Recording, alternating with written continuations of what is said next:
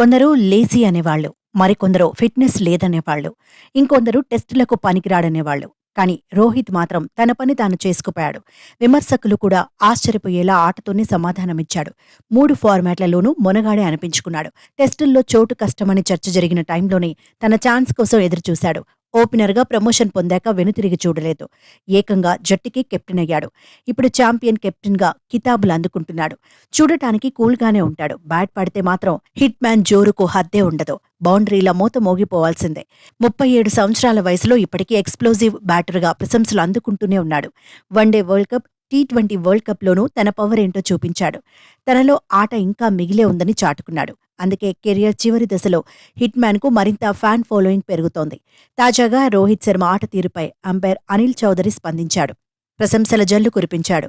Hit man intelligent player అన్నాడు. ఆటపై చాలా knowledge ఉందన్నాడు.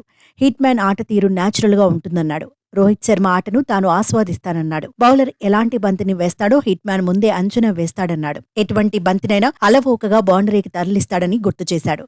Full షాట్లు ఆడటంలో హిట్ మ్యాన్ స్టైలే వేరన్నాడు.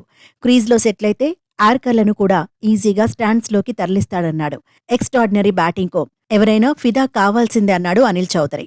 శ్రావ్యమైన మ్యూజిక్లా రోహిత్ ఆట తీరు సాగుతుందన్నాడు. వన్ మ్యాన్ ఆర్మీ ప్లేయర్ అనడంలో సందేహాలు లేవన్నాడు. రోహిత్ ఆటపై కన్ఫ్యూజనే ఉండదన్నాడు.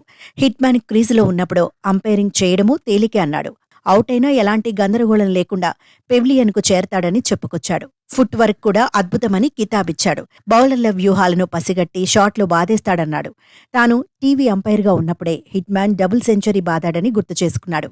ఆటకు సంబంధించి రోహిత్ మైండ్లో భిన్నమైన ఆలోచనలుంటాయన్నాడు. అంతర్జాతీయ క్రికెట్లో ప్రత్యేకమైన ఆటగాడని ప్రశంసించాడు. హిట్ మ్యాన్పై ఉన్న అభిమానాన్ని చాటుకున్నాడు. భారత జట్టులో తెలివైన ప్లేయర్, తెలివైన కెప్టెన్ రోహిత్ అని అభిమానులు కూడా చెప్పుకుంటున్నారు. సోషల్ మీడియాలో చర్చించుకుంటున్నారు.